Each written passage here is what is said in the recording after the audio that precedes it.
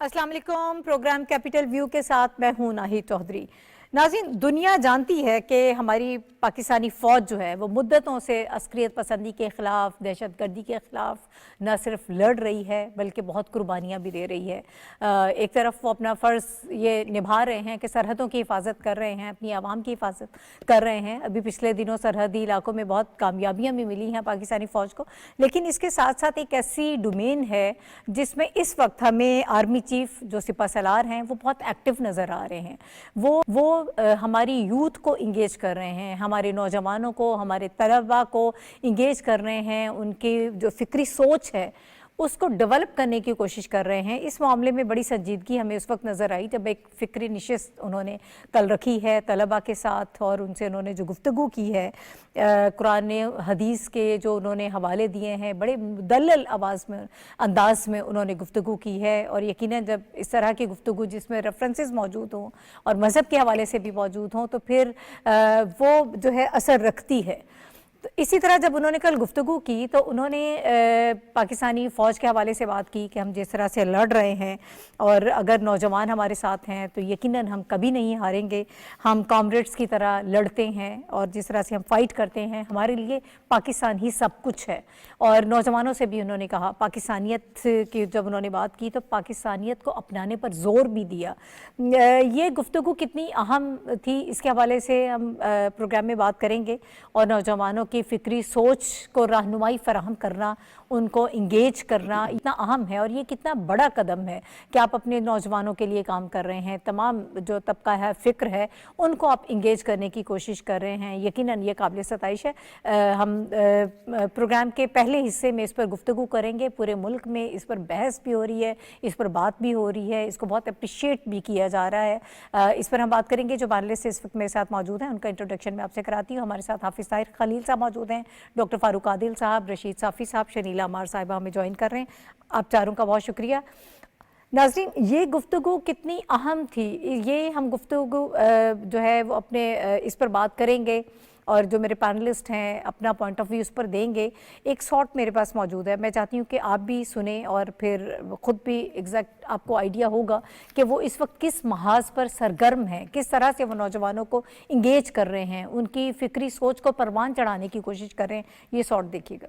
हमारे लिए जो है ये जो पाकिस्तानियत है ना, वो हमारे लिए बस वही है। We all are Pakistanis and we love that. हम पाक फौज आजकल जो है वो फसादियों के साथ जो है वो लड़ रहे हैं, फितना अल ख्वारिज हम लड़ रहे हैं।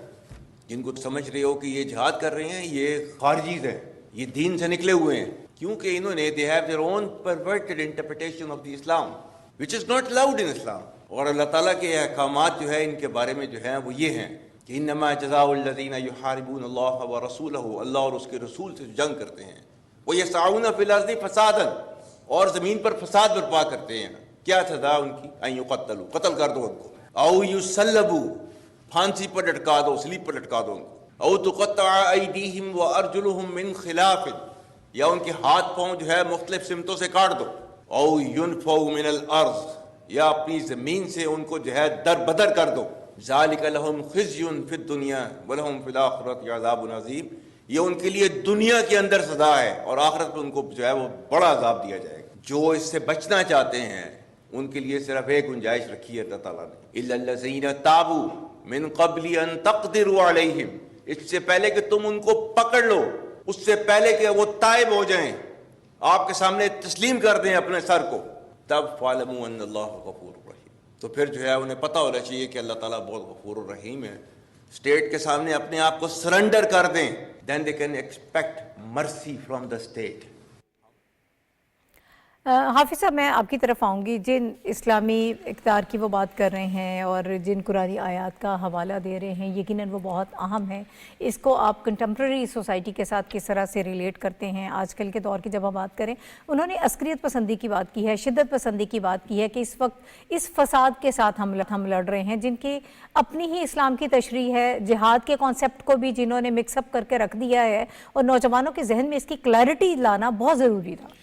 नाहिद, ये यकीनन एक बहुत फ़िक्र अंगेज़ नशिस्त थी जिसमें पाकिस्तान भर की मुख्तलिफ़ यूनिवर्सिटियों के मुंतखब नौजवानों को यहाँ जमा किया गया था।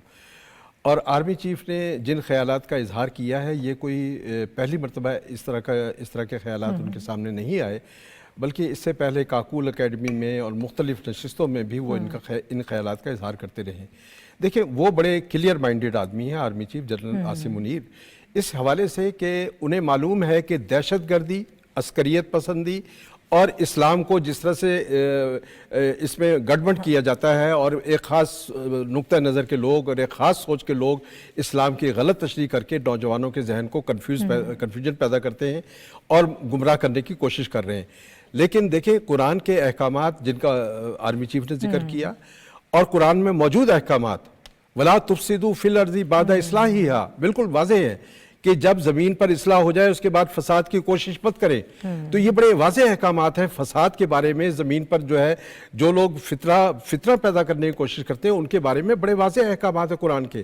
اسی طرح انہوں نے دیکھیں یہ جو نشست تھی ان کی نہ صرف یہ عسکریت پسندی کے خلاف تھی بلکہ ایک اپروچ کے خلاف تھی کہ ہمارے نوجوانوں کو ایک انتہا پسندانہ سوچ سے دور رہنا چاہیے، انہیں متوازن سوچ اپنانی چاہیے، اعتدال، ایک دوسرے کو برداشت کرنے، تحمل کے رویے جو ہیں وہ اپنے اندر پیدا کرنے چاہیے۔ یہ فکری نشست اس بات کی علامت تھی کہ نوجوان اس بات کو آگے بڑھائیں کہ خواتین کے برابر کے حقوق ہیں۔ یہ اس بات کی علامت تھی کہ جہاد جو ہے وہ ریاست کی طرف سے ذمہ داری ہوتی ہے، جہاد فرد واحد نہیں کر سکتا، اور ریاست جو ہے جب جہاد کا اعلان کرتی ہے تو اس کے معنی اور اس کے جو ہے تشریح کچھ اور ہوتی ہے۔ اور یہاں پر دیکھیں جب قرآن نے یہ واضح طور پر کہا کہ خواتین اور مردوں کے ہن لباس لکم وانتم لباس لہن، کہ عورتیں مرد کا اور مرد عورتوں کا لباس ہے، برابر کے حقوق دیے ہیں، تو اس میں یہ تشریح کرنا کہ عورتوں کو گھروں میں بٹھا دیا جائے، ان کو پابند کر دیا جائے کہ وہ ملازمت نہیں کر سکتی، اسکول میں اپنے بچوں کو تعلیم نہیں دلا سکتی، یہ اسلام میں یہ قطعی اسلام کی جو ہے غلط تشریح کی جا رہی ہے، اور اسلام سے دوری کا اور اسلام سے ایک غلط اس کی تشریح کر کے لوگوں کو برگشتہ کیا جا رہا ہے، اور ان لوگوں کو جو ہے جو اسلام کی غلط تشریح کر کے دنیا میں فتنہ و فساد پیدا کرتے ہیں اور دنیا کو جو ہے مختلف مذاہب کے ساتھ لڑانے کی کوشش کرتے ہیں، ان کے لیے یہ سہولتیں پیدا کی جا رہی ہیں۔ آرمی چیف نے ایک فکری نشست اس لیے کی کہ ضرورت کہ ہمارے ہاں 64% پاپولیشن نوجوانوں کی ہے، اور ان نوجوانوں کو جب تک ہم صحیح اپروچ نہیں دیں گے، صحیح ان کے رویے جو ہے وہ متوازن نہیں بنائیں گے، اس وقت تک جو ہے معاشرہ کبھی ترقی نہیں کر سکتا۔ اور یہ بالکل درست اپروچ ہے کہ نوجوانوں کو انگیج کیا جائے، نوجوانوں کو ان کی صحیح رہنمائی کی جائے، ان کی کردار سازی کی جائے، ان کی ایسی ٹریننگ کی جائے کہ وہ معاشرے کے لیے قابل فخر اور کارآمد شہری بن سکیں۔ یہی وجہ ہے کہ انہوں نے ساتھ یہ کہا کہ وہ اپنی تعلیم کی طرف توجہ دیں، اور اس تعلیم کو کارآمد ہونا چاہیے اس ریاست کے لیے بھی، اپنے خاندان کے لیے بھی اور اپنی ذات کے لیے بھی۔ یہ وہ تمام امور ہیں جس کا احاطہ کیا ہے آرمی چیف نے اپنی تقریر میں۔ ٹھیک ہے ڈاکٹر صاحب، اسلامی تعلیمات کی جو بنیادی اساس ہے، جو ایسنس ہے، اصل روح ہے، اس کے مطابق فکری سوچ کو پروان چڑھانا بہت عام ہوتا ہے، اور پھر خاص طور پر جب ہم نوجوانوں کی بات کرتے ہیں تو ان کے لیے بہت زیادہ ضروری ہوتا ہے کہ آپ ایک صحیح ڈائریکشن جو ہے ان کو بتا دیں، کلیئرٹی تاکہ ان کے مائنڈ میں ہو۔ انہوں نے جو جہاد کی بات کی ہے اور جو اسلام کی انہوں نے کہا کہ اپنی ہی تشریح لے کر جو فتنۃ الخوارج ہیں جن کے خلاف اس وقت ہم برسر پیکار ہیں، ہم جنگ لڑ رہے ہیں، اس کے معاملے میں انہوں نے بڑا ان کے واضح طور پر چیزیں جو ہیں وہ بتائی ہیں۔ یہ کتنا اہم ہوتا ہے کہ فکری سوچ کو ڈیولپ کیا جائے، پھر رواداری اور تحمل، برداشت جو نوجوانوں میں ہونا چاہیے، بدقسمتی سے اس وقت ہمیں فقدان نظر آ رہا ہے، یہ کتنا ضروری تھا؟ یہ بہت ضروری تھا ناہید۔ دیکھیے یہ جو آرمی چیف کی تقریر ہے، ویسے تو میں ذرا سا انجوائے بھی کر رہا تھا کہ ہمارے جو آرمی چیف ہیں وہ بھی حافظ قرآن ہیں، اور جو ہمارے قائد صحافت ہیں یہ بھی حافظ قرآن ہیں، اور بالکل مقابلے پر آ کر انہیں قرآن مجید کیا ہے، بڑے یعنی معقول اور یعنی برمحل حوالے دیے۔ تو یہ بھی ایک ہمارا اعزاز ہے کہ ہمارے ساتھ ایسے لوگ موجود ہیں۔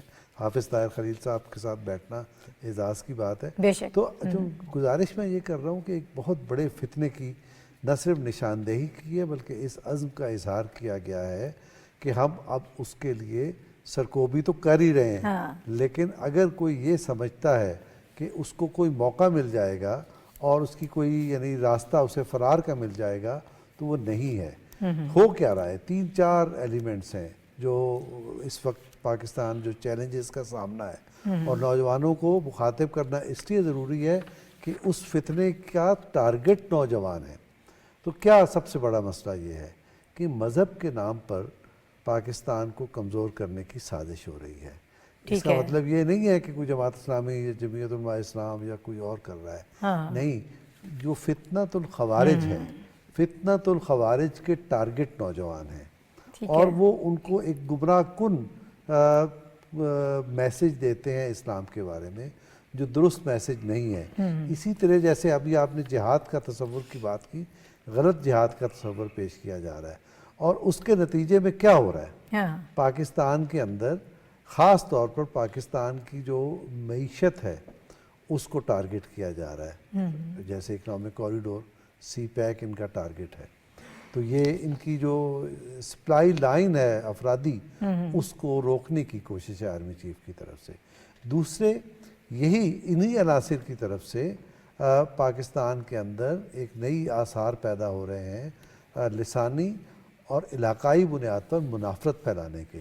اس کی ابتدا آپ یہ دیکھ رہے ہیں کہ یہاں یہ جو قرم ایجنسی کے معاملات ہیں ان کا تعلق بھی براہ راست اس سے جڑا ہوا ہے، بلوچستان کے معاملات کا بھی جڑا ہوا ہے. اس کے علاوہ کل میری ایک فلسطین پہ کانفرنس میں شرکت کا موقع ملا، تو وہاں میری گفتگو سن کے ایک نوجوان کسی مدرسے کا میرے پاس آیا اور نے کہا تم کیا بات کرتے ہو، پاکستان کون سی جدوجہد سے بنا ہے.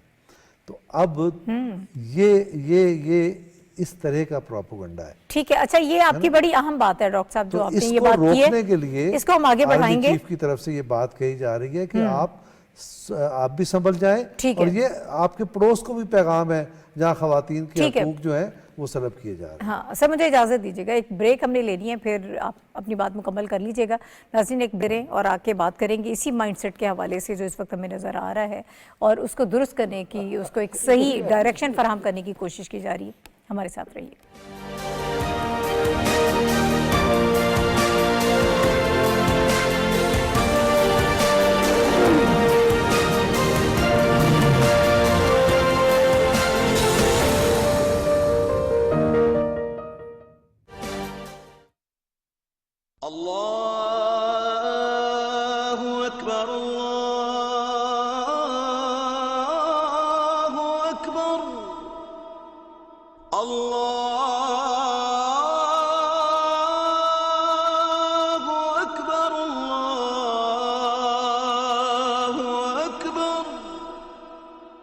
أشهد أن لا إله إلا الله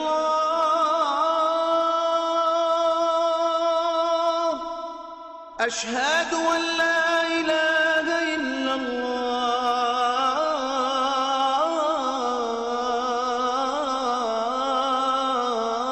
الله أشهد أن محمدا رسول الله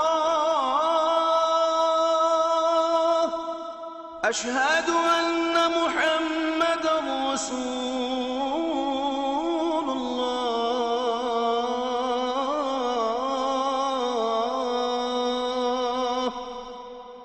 حي على الصلاة حي على الصلاة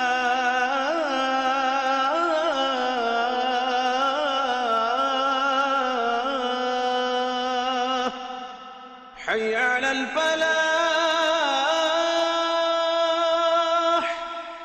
حي على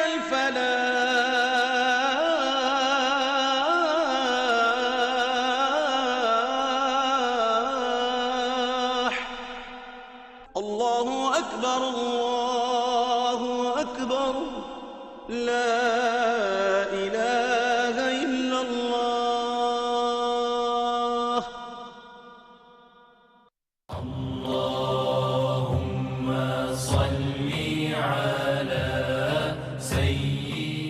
حضرت انس بن مالک رضی اللہ تعالیٰ عنہ سے روایت ہے کہ رسول اکرم صلی اللہ علیہ وسلم نے فرمایا، جس کو رزق کی کشادگی یا عمر کی درازی بھلی لگے وہ اپنے رشتہ داروں سے نیک سلوک کرے.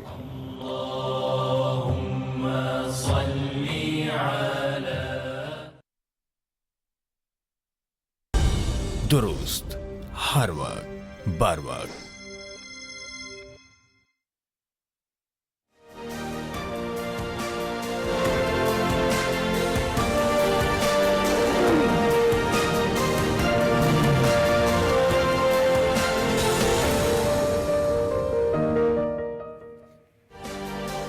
प्रोग्राम में एक मरतबा फिर आपको खुशामदीद कहते हैं। डॉक्टर फारूक आदिल साहब गुफ्तगू कर रहे थे जब हम ब्रेक पर गए हैं। सर मैं चाहूँगी कि अपना मुकम्मल कर लीजिएगा अपनी बात को, फिर साफ़ी साहब को इंगेज करूँगे। देखिए बस आखिरी और हतमी बात यह है कि दिल से जो बात निकलती है असर रखती है, पर नहीं ताकत परवाज़ मगर रखती है।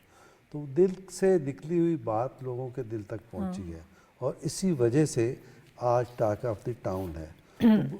वो पाकिस्तान की जो इकॉनमी को नुकसान मज़हब के नाम पे पहुंचाया जा रहा है, पाकिस्तान के इस्तेहकाम और पाकिस्तान की जो फेडरेटिंग यूनिट्स हैं उनके अंदर मुनाफरत फैलाई जा रही है, और इसके अलावा जो आपके यहाँ एक गलत तसव्वुर दीन का पेश करके लोगों को गुमराह किया जा रहा है। तो नौजवानों को इसलिए मुखातिब करना ज़रूरी था। और इसके साथ साथ ये जो ख़वातीन का मामला है, हमारे यहाँ ये मसला किसी कदर होगा, लेकिन ये असल मसला हमारे पड़ोस में है, ये अफ़गानिस्तान में मसला है। ये मैसेज उधर भी है और उनके यहाँ जो वकील बैठे हुए हैं उनको भी ये मैसेज है कि देखिए हमने अपनी हदफ तय कर लिया है और कुरान और सुन्नत और आइन के मुताबिक हमने हदफ तय किया है। अब अगर आप इसको वायलेट करोगे तो फिर आपके लिए कोई जाए पनाह नहीं है। ये एक लाउड एंड क्लियर मैसेज है। ठीक है। अच्छा साफ़ी साहब, एक आम फहम जो ख्याल तो यही होता है, ये लोगों का फहम ये है कि जो बंदूक ही हाथ में उठाता है तो वही शिद्दत पसंद है, वही अस्करियत पसंद है। लेकिन जब हम फ़िक्री सोच की बात करें या रवैयों की बात करें तो उस सेंसिटिविटी से आम आदमी इतना आगाह नहीं होता कि आपके रवैये जो शिद्दत पसंद हो जाते हैं उससे कितना नुकसान होता है, सोसाइटी इससे कितना नुकसान उठाती है। उन्होंने बड़ी एक इम्पॉर्टेंट बात की कि हम कभी भी फितनतुल ख़वारिज को अपनी फरसूदा सोच मुल्क पर मुसल्लत नहीं करने देंगे। जी शुक्रिया नाहिद, आप दुरुस्त कह रही है। ये हमारे यहाँ एक समाजी मगालता है कि जो बंदूक उठाए खड़े है शायद वही शिद्दत पसंद है, या जो पहाड़ों पे चढ़े हैं या जो रियासत के ख़िलाफ़ जंग कर रहे हैं या दहशत गर्दी कर रहे हैं, हम उनको दहशत गर्दी और शिद्दत पसंदों की ज़ुमरे में लाते हैं। लेकिन दरअसल हमारे सोसाइटी में शिद्दत पसंद रवैये हर सतह पे मौजूद है। बज़ाहिर सूट टाई में मलबूस अफराद भी शिद्दत पसंदी का शिकार है। बज़ाहिर बहुत लिबरल और बहुत ज़्यादा सियासी सोच रखने और दावा करने वाली क़ुव्वत और शख्सियतें भी शिद्दत पसंदी का शिकार है, और स्पेशली उनका जो टूल है वो नौजवान है। इसलिए हमने पहली दफ़ा ये देखा है कि जब से पाकिस्तान बना है ताहाल अफवाज पाकिस्तान ने हमारी सरहदों की रखवाली करने के लिए और हमारी रियासत के ख़िलाफ़ बंदूक उठाने वाली क़ुव्वतों का हर वक्त दांत कट्टे किए हैं। लेकिन पहली दफ़ा हम देख रहे हैं कि सिपह सलार फ़िक्री तनूह के लिए, फ़िक्री बहाली के लिए और फ़िक्री समझबूझ को बढ़ाने के लिए उन्होंने एक बीड़ा उठाया है। और डॉक्टर साहब जिस तरह फरमा रहे थे, उससे पहले हाफिज़ साहब जिस तरह तशरीह कर रहे थे, उनको चूँकि कुरान का इल्म है, कुरान को समझते हैं, तो कुरान के हवालों से उन्होंने नौजवान नस्ल को बताने की कोशिश की है कि इस्लाम दीन फितरत है। ठीक है। इस्लाम कभी आपको इंतहा पसंदी की राह पे नहीं डालता, इस्लाम कभी आपको तरक्की से नहीं रोकता, इस्लाम कभी इंसानों के हुकूक को गस्ब करने की तालीम नहीं देता, इंसानों को बराबरी की निगाह पे देखता है इस्लाम, और स्पेशली ख़वातीन और मर्द का फ़र्क और तफरीक इस्लाम ने मिटा दिया। और आर्मी चीफ ने बिल्कुल दुरुस्त फरमाया है कि इस्लाम ने जो स्पेशली औरत को जो मुकाम दिया है वो किसी और मज़हब में कहाँ है। माँ की सूरत में देख के माँ की कदमों के नीचे जन्नत बिछा दी गई है, बहन की सूरत में देख के, बेटी की सूरत में देख के, बीवी की सूरत में देख के। तो ये तमाम बातें बहुत ज़रूरी थी कि हमारी नौजवान नस्ल तक ये पहुँचे। गोचे हमारा नौजवान नस्ल इस मगालते में मुब्तला है कि वो बहुत कुछ जानता है। वो اے آئی کے زمانے میں رہ رہا ہے، وہ چیٹ جی پی ٹی اور ڈیپ سیک کے زمانے میں رہ رہا ہے. ان کو یہ زغم ہے کہ ان کو بہت زیادہ پتہ ہے، لیکن پتہ نہیں ہے. ان کے رویوں کو دیکھ کے، ان کی گالم گلوچ میں تمام نوجوانوں کی بات نہیں کر رہا، لیکن جو سوشل میڈیا پہ جو طوفانی بدتمیزی برپا کرتے ہیں، جو ہماری سرکاری املاک کو نقصان پہنچاتے ہیں، جو شدت پسندیوں کے علاقار بنتے ہیں، ان لوگوں کو مخاطب کیا ہے، ان نوجوانوں کو مخاطب کیا گیا ہے، اور ان نوجوانوں کو غلط رستے پہ ڈالنے والی قوتوں کو متنبی کیا گیا ہے کہ ریاست اور ریاستی ادارے ان کی کارستانیوں سے آگاہ ہے، اور قرآن اور حدیث کا نام لے کے اس کی بدنامی نہ کی جائے، ورنہ ریاست جو ہے اپنا رستہ خود اختیار کرے گی، اور ریاست کے قوانین کے تحت ان جرائم کی جو سزا بنے گی اس سے وہ نہیں بچ سکتے. یقیناً یہ جو غلط تشریح ہے یہ بڑی نقصان دہ اور خطرناک قسم کی چیز ہے. شلیلہ، آپ کی ساری گفتگو کو، اس فکری نشست کو کیسی دیکھتی ہیں؟ آپ کی کیا رائے ہے؟ پھر نوجوانوں کے حوالے سے جو انہوں نے گفتگو کی، جو ان کے کانسیپٹس کلیئر کرنے کی کوشش کی، پھر خواتین کے حوالے سے خصوصی طور پر گفتگو ہوئی. بات یہ ناہید کہ بائی ڈیزائن ہمارے ملک میں نا پروپیگنڈے کے ذریعے نوجوانوں کے ذہن کو پراگندہ کرنا کی کوشش کی گئی ہے. اب آپ دیکھیں کہ لوگوں کو، جو ہمارے نوجوان ہیں، ان کو بدزن کیا جا رہا تھا ریاست سے، ریاستی اداروں سے. ان کے ہاتھ میں ہتھیار دیے جا رہے تھے، ان کے ہاتھ میں ڈنڈے دیے جا رہے تھے. ان کے لیے طالبان کو گلوریفائی کیا جا رہا تھا، جن کو سپہ سالار نے فتنۃ الخوارج کہا ہے. کہ دیکھیں ان کی جو تعلیمات ہیں وہ اسلام کی تعلیمات نہیں ہیں. ہمارا اسلام کا جو مذہب ہے وہ امن کا مذہب ہے. ہمارا اسلام کا جو مذہب ہے وہ حقوق العباد کا مذہب ہے. ہمارا اسلام کا جو مذہب ہے وہ ایک دوسرے کو جوڑنے کی بات کرتا ہے، ایک دوسرے کو مارنے کی بات نہیں کر رہا ہوتا. تو یہ جو بائی ڈیزائن ان کے ذہنوں میں یہ چیزیں ڈالی جا رہی تھی. اب ان چیزوں، اور جو ہمارا نوجوان تھا وہ ریسرچ نہیں کر رہا تھا. ہمارا جو نوجوان تھا وہ فکری جو سوچ تھا اس کو نہیں اپنا رہا تھا. اس کو جو سوشل میڈیا کے ذریعے جو پروپیگنڈا دیا جا رہا تھا وہ اس کو اپنا رہا تھا. دیکھیں جو فتنۃ الخوارج کی سوچ ہے وہ اسلام والی تو ہے نہیں. آپ نے خواتین کی بات کی. اب جو فتنۃ الخوارج جو ہمارے ہمسایہ ملک میں بیٹھے ہوئے ہیں، وہاں پہ جو خواتین ہیں وہ تعلیم نہیں حاصل کر سکتی ہیں، ان کو گھروں سے باہر جانے کی اجازت نہیں ہے. ایسا اسلام میں کہیں نہیں ہے. حضرت خدیجہ رضی اللہ تعالیٰ عنہ تجارت کرتی تھی. حضرت عائشہ رضی اللہ تعالیٰ عنہ نے ایک جنگ میں جو تھی وہ لیڈ کیا تھا اس کو، جو وہاں پہ خواتین کی رہنمائی کرتی تھی، وہ خواتین ان کے پاس آتی تھی مسئلے وغیرہ پوچھنے کے لیے. اور جب ہمارے نبی صلی اللہ علیہ وسلم نے کہا کہ علم حاصل کرو، ہوا چین جانا پڑے، تو اس میں کہیں نہیں کہا گیا تھا کہ صرف مرد نے جانا ہے. اس میں مرد یا عورت کی کوئی تخصیص نہیں رکھی گئی تھی کہ جو مرد تعلیم حاصل کر سکتا تو عورت نہیں کر سکتی. تو یہ ساری چیزیں جو تھی یہ ہماری نوجوانوں کو بتانے کی ضرورت ہے، کیونکہ معاشرے میں بہت زیادہ فساد پھیلتا جا رہا ہے. ہم ہر روز دیکھتے ہیں کہ ایک پارٹی اٹھتی ہے اور وہ لوگوں کو بھڑکانا شروع کر دیتی ہے، اور اسی پارٹی نے طالبان کو یہ بھی کہہ دیا کہ یہ ہمارے بھائی ہیں. اس ساری سوچ کی ختم کرنے کے لیے نوجوانوں سے انٹریکشن بہت زیادہ ضروری ہو چکا ہوا تھا. ہمارے نوجوانوں کو یہ بتانا بہت ضروری ہو چکا ہوا تھا کہ دیکھیں ریاست ہے تو ہم ہیں. آپ پاکستانی کی سوچ اپنائیں، آپ کسی صوبے کی بات مت کریں. آپ یہ مت کہیں کہ میں سندھی ہوں، بلوچی ہوں، میں پٹھان ہوں یا پنجابی ہوں. نہیں، آپ پاکستانی ہیں. پاکستان کو ہم نے بڑی قربانیوں سے حاصل کیا، اور اس پاکستان کو پروان چڑھانا تو آپ نے چڑھانا ہے. آپ ہمارے آنے والا مستقبل ہو. تو اس کو بہت اچھی بات ہے، اور ایسی فکری نشستیں ہونی چاہیے. ٹھیک ہے، ابھی آگے بڑھتے ہیں. جو ہم بات کر رہے ہیں نوجوانوں کی سوچ کی، جو رواداری، صبر و تحمل ہونا چاہیے، اسی کے حوالے سے اس کو ہماری تمام سیاسی جماعتیں جو ہیں بہت بڑی تعداد میں نوجوان ان کو فالو کرتے ہیں، اور یہ تمام سیاسی جماعتوں کی ذمہ داری بھی ہے کہ وہ نوجوانوں کی سوچ کو ایک صحیح ڈائریکشن فراہم کریں، ان کی تربیت کریں، ان کو گروم کریں، ٹریننگ کریں. کیونکہ جب 60% سے زائد نوجوان ملک میں موجود ہوں گے تو ان کو انگیج کرنا بہت ضروری ہے. یہ آپ کی ایک بڑی خوش قسمتی ہے، لیکن اس کے ساتھ ساتھ آپ کے لیے ایک بڑا تھریٹ بھی ہے. اس وقت میں پاکستان تحریک انصاف کے حوالے سے بات کرنے جا رہی ہوں. جو شدت پسندی ہمیں وہاں پر نظر آ رہی ہے، جو رویوں میں انتہا پسندی نظر آ رہی ہے، بہت ضروری ہے کہ تمام سیاسی جماعتیں اس کو دیکھیں، اس کو سوچیں سمجھیں. بہرحال ایک اگر ہم بات کریں اقتدار کی جنگ بھی ہمیں وہاں پر نظر آ رہی ہے، جو اندرونی طور پر خلفشار ہے، جو ٹوٹ پھوٹ ہے، وہ بالکل عیاں ہے، وہ سب کے سامنے ہے. شیر افضل مروت کو پارٹی سے نکال دیا گیا، اور وہ جو بیانات دے رہے ہیں وہ بھی سب کے سامنے ہیں. سلمان اکرم راجہ صاحب کچھ کہہ رہے ہیں، علیمہ خان صاحب صاحبہ کچھ اور کہہ رہی ہیں، وہ ایک اقتدار کے حوالے سے چھینا جھپٹی جو ہے وہ اس وقت ہمیں نظر آ رہی ہے۔ پھر آپ یہ بھی کہہ رہے ہیں کہ عید کے بعد احتجاج کی تحریک ایک اور شروع کرنے جا رہے ہیں، یہ بھی آپ بوکھلاہٹ کا شکار ہیں، بوکھلاہٹ ہمیں نظر آ رہی ہے۔ اس پر ہمارے جو پینلسٹ ہیں ان کا انالیسس کیا ہے، وہ اس کو کس طرح سے دیکھتے ہیں؟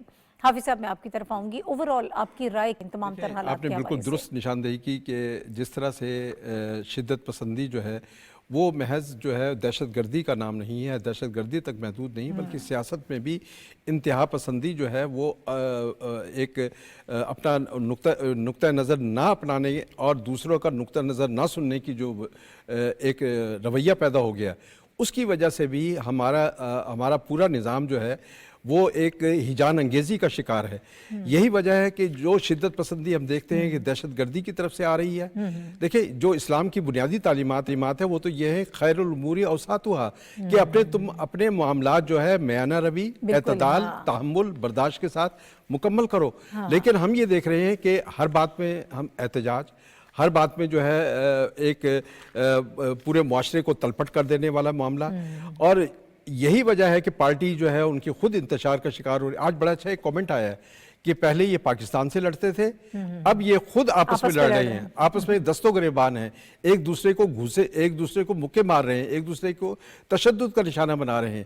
اور آپ یہ دیکھیں کہ ابھی یہ معاملہ صرف شیر افضل مروت کا نہیں، آج شیر افضل مروت نے پارلیمنٹ میں جو کہا ہے آپ وہ بھی سنیں، اس پر بھی غور کریں کہ اس نے کہا ہے کہ النگا جی کہ مجھے پارٹی سے نکالنے والے کون ہو سکتے ہیں، اور دوسری بات یہ کی ہے کہ خان صاحب جو ہیں مجھے پارٹی سے نکال سکتے ہیں، انہوں نے نہیں نکالا۔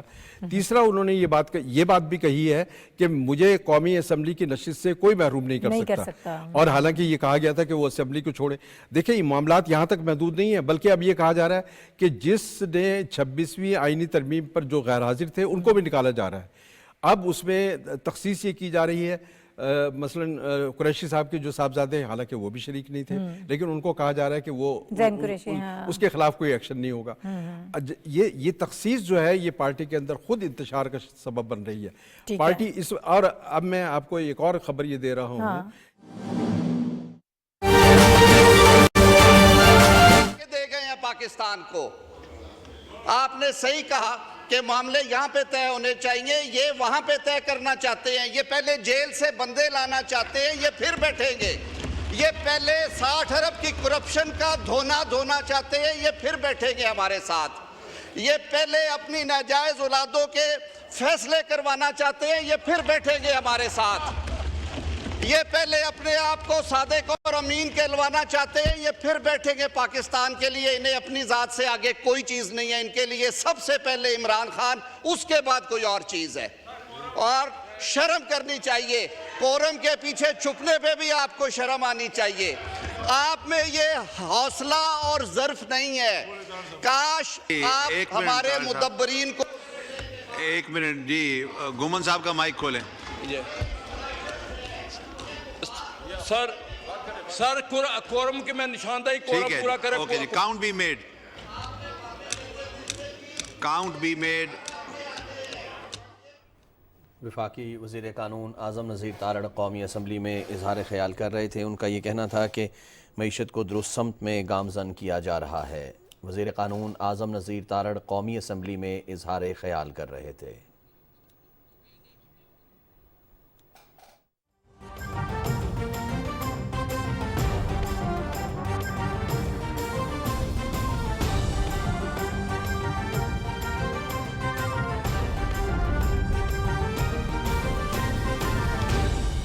درست، ہر وقت، بر وقت۔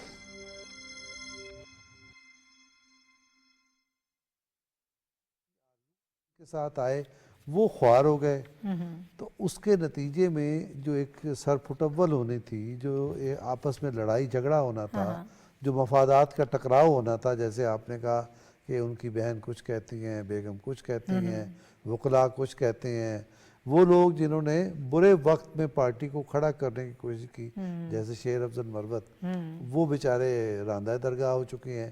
تو یہ سارا کیا دھرا بانی پی ٹی آئی کی اس سوچ کا ہے کہ پارٹی کے ہر معاملے پر، ہر ایلیمنٹ پر، ہر شعبے پر ان کی گرفت ہونی چاہیے۔ ایک چیز ہے چھاپ، کہ بانی کی حیثیت سے، چیئرمین کی حیثیت سے آپ کی چھاپ ہے، چھاپ کا مطلب ہے آپ کی پالیسی چل رہی ہے، تو یہ ٹھیک بات ہے. لیکن ذات کی گرفت میں آ جانا، ذاتی آمریت قائم کر دینا، اس کے نتیجے میں پارٹی میں چونکہ نظام نہیں بن سکا، اور نظام نہیں بن سکا تو ہر آدمی کا اپنا موڈ، اپنا مفاد اور اپنا کھیل ہے، وہ کھیل ہمیں دکھائی دے رہا ہے. ٹھیک ہے. اچھا صافی صاحب، جو سیاسی ناکامیاں اور اس کے نتیجے میں جو انتشار اور بکھلاہٹ ہمیں نظر آ رہی ہے اپنی جگہ، پھر یہ خطوط لکھنے کا جو سلسلہ شروع ہوا، اس کے مقاصد کیا تھے اور اس میں سے نکلا کیا ملا ان کو؟ پھر IMF کو آپ نے ڈوزیر دیا. یہ چیزیں ملک کے لیے کتنی خطرناک ہیں؟ آپ کسی چیز کی پرواہ نہیں کر رہے ہیں، صرف آپ کو اپنی واپسی چاہیے، ملک میں چاہے کچھ بھی ہوتا رہے، کتنا بھی نقصان ہو جائے. دیکھیں، فرسٹریشن کی انتہا ہے PTI کی سطح پہ. نہ تو امریکہ سے کال آئی، نہ کوئی باہر سے بچانے والا آیا، نہ اردوغان نے کچھ کیا، نہ سعودی عرب نے کچھ کیا.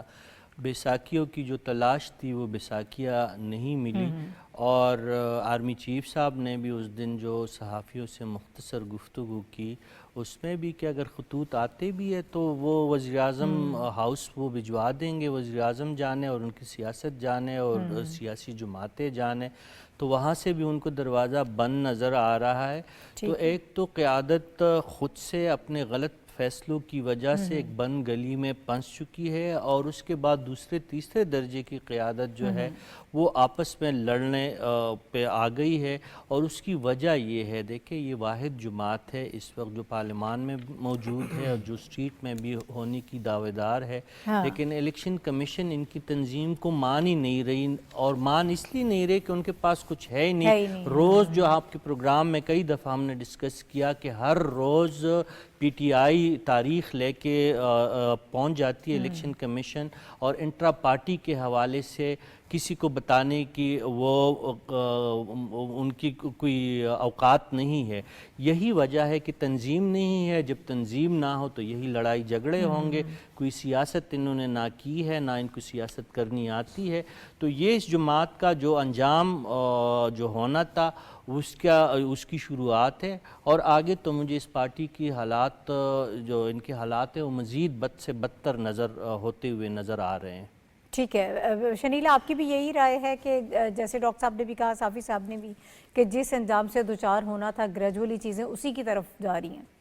بات یہ ناہید کہ سیاسی بنیاد نہیں تھی نا اس پارٹی کی، اور نہ ہی سیاسی سوچ تھی اس کے اندر. ایک فرد واحد کی وہاں پہ آمریت جو ہے وہ نافذ ہے، اور وہ فرد واحد ہی جو ہے سارے فیصلے کر رہا ہوتا ہے. بات یہ ہے کہ جس وقت بانی PTI وزیر اعظم تھے اور ملک میں بڑی مہنگائی ہوتی تھی تو ان کو کہا جاتا تھا، تو کہتے تھے میں آلو ٹماٹر پیاز کی قیمتیں جاننے نہیں آئے، میں ایک قوم بنانے کے لیے آؤں. تو قوم تو آپ بعد میں بناتے ہیں، آپ تو ایک پارٹی نہیں بنا سکے. پارٹی کا حال یہ ہے کہ وہ ایک دوسرے کے ساتھ دست و گریبان ہے، وہ ایک دوسرے کو مکے مار رہے ہیں، گھوسے مار رہے ہیں، وہ اس کو پارٹی سے نکال رہا ہے، وہ اس کے خلاف چارج شیٹ پیش کر رہا ہے، وہ کرپشن میں لتھرا ہوا ہے. اور ہر بندے کو پھر بانی PTI پاس بٹھاتے ہیں تو بیوہ بچہ بن کے جی وہ بانی PTI نے ہمیں کہہ دیا تو ہم نے صلح کر لی.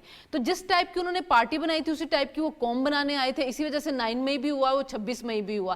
تو جب فطری سیاسی سوچ نہیں ہوگی اور اس پارٹی کے اندر لوگ ایک دوسرے کے ساتھ مل کے کام نہیں کریں گے، ہر ایک بندے کا اپنا ایک انٹرسٹ ہوگا، اور بانی PTI کا صرف ایک ہی انٹرسٹ ہوگا کہ میں جیل سے باہر نکلوں یا میں وزیر اعظم بن جاؤں اور میں لوٹ مار کر لوں اور میں نہیں ہوں تو پاکستان نہ ہو. تو پھر اس کے اندر ہر بندہ جو ہوتا ہے نا اس کو اپنی اپنی پڑ جاتی ہے. تو وہ اپنی اپنی ہر ایک کو پڑی ہوئی ہے اور ایک دماغ چوکڑی ان کی پارٹی میں مچی ہوئی ہے. تو اس کی وجہ سے مجھے بھی اس کی پارٹی کا وہی انجام ہوتا ہوا نظر آ رہا ہے جو باقیوں کو نظر آ رہا ہے کہ یہ زیادہ تک یہ نہیں چل سکیں گے کیونکہ ان کی فطری بنیادیں نہیں ہیں اس پارٹی کے.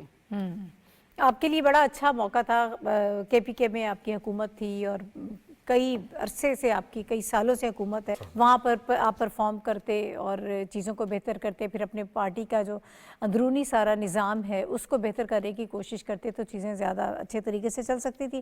بہرحال آگے بڑھتے ہیں. ایک اور خبر ہمارے پاس بڑی اہم موجود ہے، اس پر بات کریں گے. نائب وزیر اعظم اور وزیر خارجہ اسحاق ڈار صاحب جو ہیں وہ نیو یارک پہنچ گئے ہیں اور وہ UN کی سلامتی کونسل کے اجلاس میں بھی شرکت کریں گے. یہ اجلاس کثیر الجہتی نظام کو بروئے کار لانا، عالمی گورننس میں اصلاحات اور بہتری کے موضوع پر ہوگا. اور کل اس میں جب ان کی سپیچ بھی ہوگی تو یقیناً پھر جو پاکستان کا موقف ہے زیادہ بہتر طریقے سے سامنے آئے گا. اس وقت جو عالمی چیلنجز ہیں ان کے حوالے سے ہماری رائے کیا ہے, سلوشن کیا ہے. پاکستان سلامتی کونسل میں پہلے ہی افغانستان کے حوالے سے اپنا مسئلہ لے کر جا چکا ہے. یہ کتنا اہم پلیٹ فارم ہوگا وہاں پر اپنے موقف کو دہرانے کے لیے, اس پر بات کرنے کے لیے. اسی کے حوالے سے گفتگو ہوگی. حافظ صاحب میں آپ کی طرف آؤں گی, کتنا اہم یہ اجلاس اور نائب وزیر اعظم وزیر خارجہ وہاں پر موجود ہیں, پاکستان کے لیے یہ پلیٹ فارم کتنا اہم ہے؟ دیکھیں یہ سلامتی کونسل جو ہے وہ دنیا بھر میں جو سیاسی تنازعات ہیں یا جنگی تنازعات ہیں ان کے حل کے لیے اور ان مسائل کو, ان ایشوز کو ڈسکس کرنے کے لیے بنایا گیا تاکہ ایک متوازن, ایک اچھا جو ہے حل جو ہے دنیا کے سامنے پیش کیے جائے. دیکھیں ڈپٹی پرائم منسٹر کا یہ جو وزٹ ہے 3 پہلوؤں سے میں سمجھتا ہوں بڑا امپورٹنٹ ہے. نمبر 1 جس کا آپ نے ذکر کیا افغانستان کا معاملہ ہے. خود یونائٹڈ نیشن کی رپورٹ اب ریسنٹلی یہ ہے کہ پاکستان میں دہشت گردانہ حملے جو ہے افغان طالبان کی مدد سے کیے جا رہے ہیں. یہ بڑا اہم مسئلہ ہے کہ ہماری پوسٹوں پر جو ہے مسلح حملے ہو رہے ہیں اور افغانستان کی طرف سے باقاعدہ اس کی حمایت حاصل ہے. دوسرا جو ایشو ہے وہ افغانستان کے علاوہ دیکھیں ایک غزہ کی صورتحال ہے جو اس وقت عالمی برادری کے لیے بھی توجہ کا باعث بنی ہوئی ہے. ٹرمپ انتظامیہ جو ہے غزہ کے معاملات پر جو گفتگو کر رہی ہے اس کی وجہ سے فلسطینیوں کے مفادات متاثر ہو سکتے ہیں. دوسرا مسئلہ یہ ہے. تیسرا مسئلہ جو ہم سمجھ رہے ہیں کہ جو اس وقت عالمی برادری کے سامنے ہے وہ دنیا کو درپیش دیگر مسائل ہیں جن پر ہم گفتگو کر رہے ہیں اور ہم بات بھی کر رہے ہیں. اور یقیناً اس بارے میں پاکستان کے موقف جو ہے خاص طور پر عالمی تنازعات کے حوالے سے وہ بڑا واضح موقف ہے. اور اس میں آپ یہ دیکھیں کہ سب سے امپورٹنٹ یہ ہے کہ ابھی مودی نے جو ہے جو وزٹ کیا ہے اس کے نتیجے میں طاقت کا توازن جو ہے خراب ہوا ہے پاکستان کے ساتھ, اور وہاں جو انہوں نے دفاعی سودے کیے ہیں امریکہ کے ساتھ اس کی وجہ سے پاکستان اور ہندوستان کے درمیان ایک طاقت کے توازن میں ایک عدم توازن پیدا ہوا ہے جس کی وجہ سے ہم سمجھتے ہیں کہ اس سے عالمی جو امن ہے وہ خطرے میں پڑ رہا ہے. یہ وہ ایشوز ہیں جو پاکستان کی سلامتی کے حوالے سے بھی اور دنیا کی سلامتی کے حوالے سے بڑے امپورٹنٹ ہے. اور یقیناً یہ وزیر خارجہ جو ہیں ان امور پر وہاں پر عالمی برادری کے سامنے یہ نہ صرف مسائل رکھیں گے بلکہ اس پر بات بھی کریں گے. ٹھیک ہے. اچھا ڈاکٹر صاحب, اس وقت جو ڈیولپ ہو رہے ہیں حالات پوری دنیا میں اس کے تناظر میں دیکھا جائے امریکہ میں نئے صدر آئے ہیں اور جو ان کی پالیسیز اس وقت ہمیں نظر آ رہی ہیں, اسپیشلی جب ہم غزہ کی بات کر رہے ہیں, افغانستان کے حوالے سے ہم ایکسپیکٹ کرتے ہیں کہ سلامتی کونسل میں جب ہم اپنا مسئلہ لے کر گئے ہیں تو وہاں پر ہمیں کوئی پازیٹیو رسپانس نظر آئے. اس کے تناظر میں یہ پلیٹ فارم کتنا اہم ہے ہمارے لیے؟ دیکھیے نا, اقوام متحدہ کے فورم پر جا کر جب آپ بات کریں گے, ایک تو یہ کہ پاکستان کے نمائندے وزیر خارجہ اور نائب وزیر اعظم کی حیثیت سے, اور پھر جو پاکستان کی مسلم دنیا میں ایک حیثیت ہے مختلف وجوہات کی بنیاد پر, اس وجہ سے ایک مسلم دنیا کے نمائندے کے طور پر تو ظاہر ہے کہ اس بات کا ایک وزن ہوگا اور اس کے اثرات ہوں گے. ایک پہلو. اور باقی جو مختلف بین الاقوامی معاملات ہو سکتے ہیں, حافظ صاحب نے ان پہ روشنی ڈالی, لیکن جو ایجنڈا ہے اس وقت یونائٹڈ نیشنز کے اس اجلاس کا جس میں حکومتی اصلاحات کے بارے میں جو بات ہے, دراصل ہمارے اپنے پاکستان کے نقطہ نظر سے یہ اجلاس اس لیے زیادہ اہم ہے کہ ہم بہت بنیادی نوعیت کی اصلاحات اپنے گورننس سسٹم میں کر رہے ہیں, جس کی وجہ سے بہت سارے جو لوپ ہولز ہیں ان کو بند کیا جا رہا ہے. بہت ساری ایسی چیزیں تھیں جن کی وجہ سے پاکستان کا مفاد سرو نہیں ہو رہا تھا, کسی اور کا مفاد سرو ہو جاتا تھا, اور کچھ چیزیں, کچھ سسٹمز خاص طور پہ جو پچھلی 2018 کے بعد جو حالات پاکستان میں بنے اس کی وجہ سے آپ کے یہاں سسٹم میں شکست و ریخت ہو گئی تھی. یہی سبب تھا کہ پاکستان کی معیشت بالکل دیکھتے دیکھتے زمین بوس ہو گئی. تو اب ہم معیشت کو بھی اٹھا رہے ہیں اور اس وجہ ہم اپنے گورننس سسٹم کو بہتر بنا رہے ہیں. تو اس مرحلے پر عالمی تجربات جو ہیں, عالمی برادری کے تجربات ہیں, اور وہاں جو رپورٹس پیش ہوں گی ان سے استفادے کے لیے اتنی سینئر سطح پہ جانا نہایت ضروری تھا. ٹھیک ہے صافی صاحب, سر وقت کم ہے, آپ کی رائے میں باتیں نہیں دہراؤں گا, لیکن جب ہم شیر افضل کے ورنے اور فواد چودھری کے تبصروں میں جس وقت مگن تھے تو اس وقت مودی امریکہ میں موجود تھے, اور مودی اور امریکہ کے بیچ میں جو دفاعی اور اقتصادی تعاون ہو رہا ہے یہ اس خطے میں اسپیشلی گلوبل ساؤتھ میں ایک نئے بحران کا سبب بنے گا. غزہ کے حوالے سے جو ٹرمپ کا بیان ہے وہ بھی مڈل ایسٹ کے لیے اور پوری دنیا کے امن کے لیے انتہائی خطرناک امر ہے. اور دوسرا جو ٹرمپ کے مختلف اقدامات سے جو نئے اکنامکس کرائسس ورلڈ وائڈ پیدا ہو رہے جس سے چائنا اور اسپیشلی جو امریکہ کے خود ابھی تک اتحادی گلوبل ساؤتھ کے 5 اہم ممالک میکسیکو، برازیل، ویتنام اور ساؤتھ کوریا اور چین، یہ ممالک جو متاثر ہوں گے تو اس سے ہم ایک نئے معاشی اور اقتصادی بور میں پنچ سکتے ہیں. تو ہمیں ان مسائل پہ بات کرنی ہے اور یہ موقع جو ہے شنیلا بات یہ ہے کہ پاکستان کی جو 2-3 چیزوں کے اوپر جو اپنا موقف ہے، کشمیر کے اوپر، فلسطین کے اوپر، جو ٹرمپ کے بیانات آ رہے ہیں، جو انڈیا اور امریکہ کے درمیان تعلقات جو ہے وہ آگے بڑھتے جا رہے ہیں اور پاکستان کو خطرے لاحق ہو رہے ہیں، اس کے لیے یہ فورم بڑا اہم ہے کہ نائب وزیر اعظم خود گئے اور پاکستان کے جو خدشات ہیں، پاکستان کے جو تحفظات ہیں وہاں پہ ان کو بہتر طریقے سے پیش کر سکتے ہیں، دنیا کے سامنے پیش کر سکتے ہیں کہ کیا کیا پاکستان سوچ رہا ہے. اور خاص طور پہ فلسطین کو لے کے کہ جو بیانات ٹرمپ کی طرف سے آ رہے ہیں وہ خطے میں بہت زیادہ مسائل کا باعث بنیں گے. ٹھیک ہے، اور ان حوالوں سے obviously یہ پلیٹ فارم بہت امپورٹنٹ ہے اور پاکستان جو ہے وہ اپنا موقف جو ہے بڑے بھرپور انداز میں پیش کرتا ہے. میرے چینل جو میرے ساتھ موجود تھے، آپ سب کا بہت شکریہ ہمیں جوائن کرنے کے لیے. ناظرین، پروگرام کا وقت ختم ہو گیا. کل انشاءاللہ دوبارہ آپ سے ملاقات ہوگی. اجازت دیجیے، اللہ حافظ.